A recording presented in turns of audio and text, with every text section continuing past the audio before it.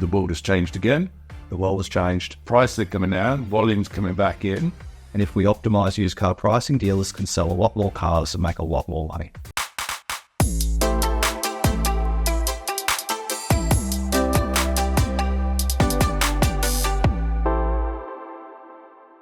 Right, welcome to episode 2 of our podcast. Great to have you back, Craig. Wow, number 2. Who would have thought we would have made? I also have made the other one weeks ago. I mean, who would have thought? Well, look, for those that didn't catch our first one was about beating the odds. That's it. So some fantastic tips there, so for you listening. The 3 key takeaways on how to beat the odds, how to be the best dealer in the market. Exactly. So joining me, obviously, is Glenn from AlgoDriven. And Craig from DubiCars. Good to have you back. Thank you. Thanks for having me. And today our subject is the 40,000 Durham question. That's it. What is the question, Glenn? Let me explain to you the 40,000 Durham question, Craig. Got it. So when we were thinking about some of the challenges faced by the average dealer here in Dubai, we sort of thought, what does the average dealer look like? They've probably got 25 to 30 cars. They've probably, the average price of the car is about 100,000 dirhams. And one of the keys to used cars is around stock turn and pricing. Because as we all know, used cars depreciate. And so the longer it sits in stock, the more the value of these cars drop. And so for the average dealer, their stock is dropping roughly 40,000 dirhams a month. But Glenn, I thought with COVID, cars were going up. I thought they were sitting on assets that were increasing month on month. Yeah, but as we sit here in March 2024, Craig, COVID was 4 years ago now. So that certainly may have been the case in 2021 and 2022. But at least here in Dubai, last year from our data, we saw the market starting to return back to more of what we saw in 2018, 2019, which is, on average, cars are depreciating about 15% a year. So if you extrapolate that out, that's about 1.5% every month. You know, some months are up and down with Ramadan and those things, but about 15%. And is that what we would have seen pre-COVID? So we're kind of going back to those kind of levels. Exactly. So when we measure this figure, we're talking about a 3-year-old car. So obviously some cars depreciate more, some cars depreciate less. But prior to COVID, we were seeing roughly a 15 to 20% depreciation of a 3-year-old car in the market, an average car. Yeah, sure. I mean, one of the challenges post-COVID would have been that obviously the cars that would have been made during COVID weren't made during COVID. So there must be a lack of stock in the market as well for the 3 to 4-year-old cars. So is that not having an impact on the residual? There's a lot of interesting dynamics here in Dubai.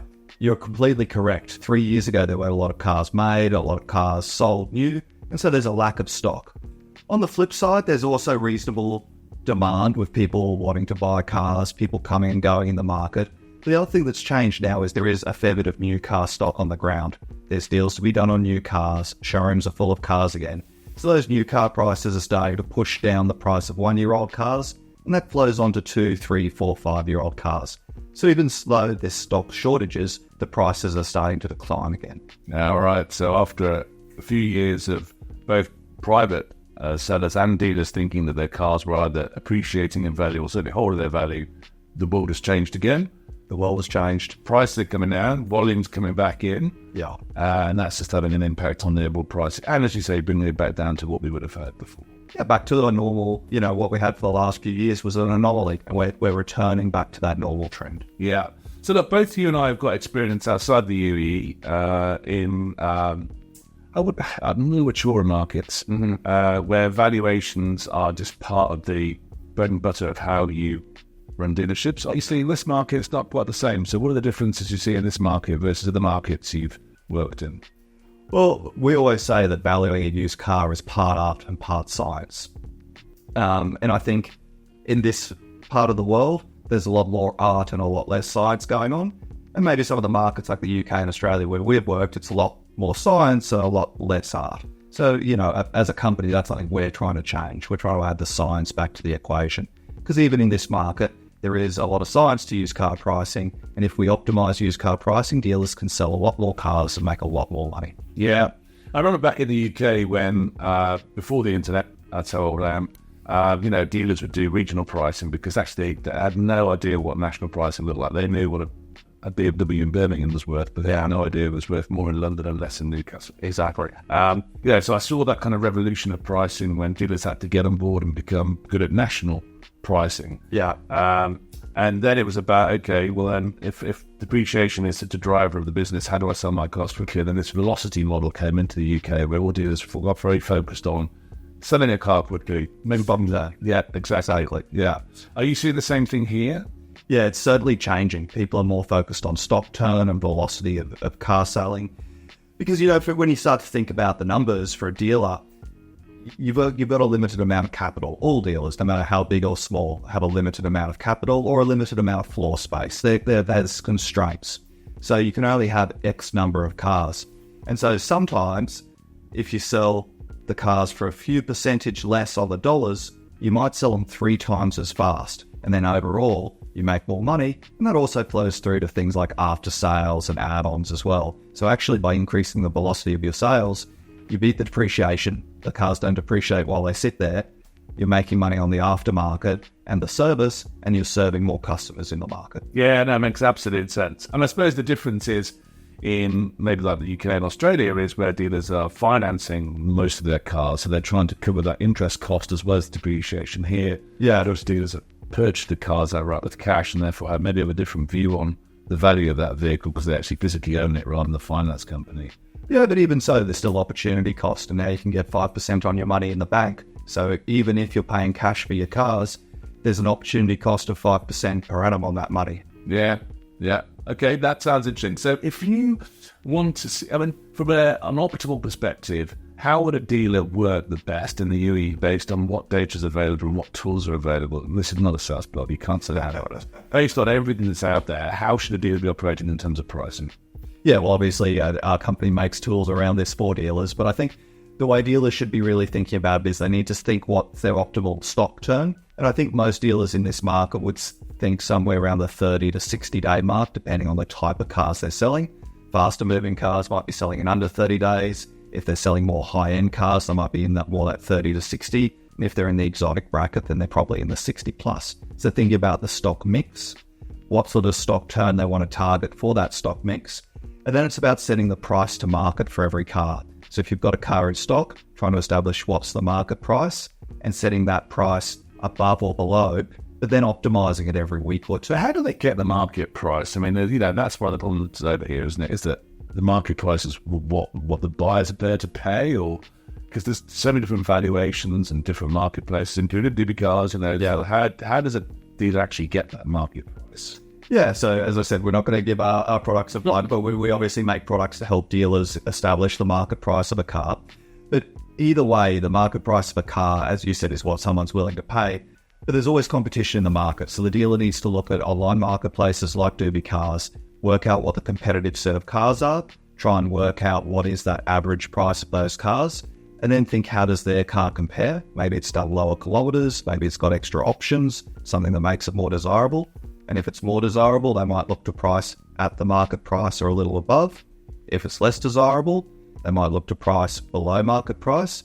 And then the other factor they want to take into account is how long it's been in stock. The car's sat there for 30 to 60 days. They probably want to start to move it faster, so they might look to price it below market. Because one of the things about this market is that cars are normally quite highly spec'd. Yeah, on the kind of the high level of specification. Yeah. And if I go back to the UK, when you were pricing vehicles, the valuation tools you would use there, but actually you could add those things back into the car. So you could say, yes, it's got the upgraded stereo. Yes, it's got the 19-inch alloys. Yes, it's got the and paint. It's got, and that would add value back on when you're pricing your car. Exactly. Does that exist in this market? Do you have that? Yeah, so our tools are all VIN specific. Right. All the VIN data of the car, and they'll know exactly what options are on the car, whether it's GCC or not, because all of these factors play into it exactly as you said. If the car's got the panoramic sunroof, the lane change assist, and the other cars in the market don't, dealers can rightly ask a premium for that car, and consumers will pay a premium for it. Yeah. I think it's fascinating. I think on our platform, we have private advertisers who,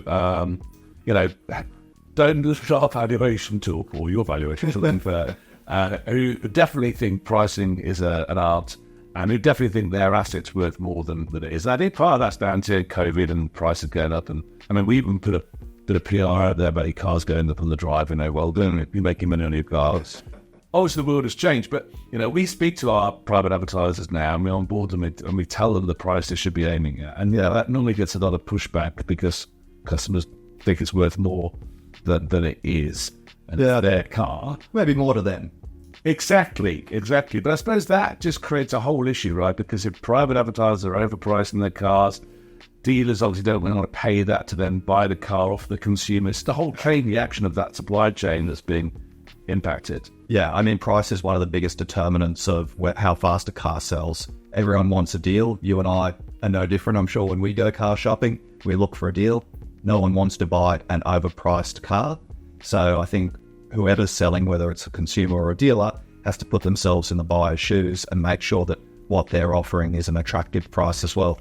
Do you see any stats around how the difference it makes, if an overpriced car versus a correctly priced car? How does that impact things like that? Yes, it's fascinating, right? For a market that doesn't really use valuation tools, they are very price sensitive. So, if a car is overpriced by 10%, then we see sort of a 10% drop in leads. If you can be at 20%, it becomes like 30% drop. Yeah. If you're over 25%, it just literally drops off a cliff and you get no response. That's a lot overpriced though. If the average price for cars 100 and they're asking 125,000 dirhams, that's really out there. Yeah, but I think talking from the private side, there are people that just test the market and they're like, I don't really want to sell it, but if someone offers me 125, I'm going to go, right? I think unless there's something really unique about that car, no one's offering 125, are they? Well, I guess it's like the property market out here right at the moment. I mean, you can do that with your villa probably and put it up for 7 million and see if someone wants to buy it, because there will be someone who probably does. But in the car market, it's very different. And well, the difference is houses at the moment are going up and cars are going down. Yeah.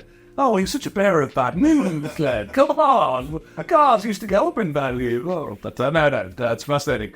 Well, I suppose we should really pull this to a close, this episode. I mean, you've given us some really good insights there.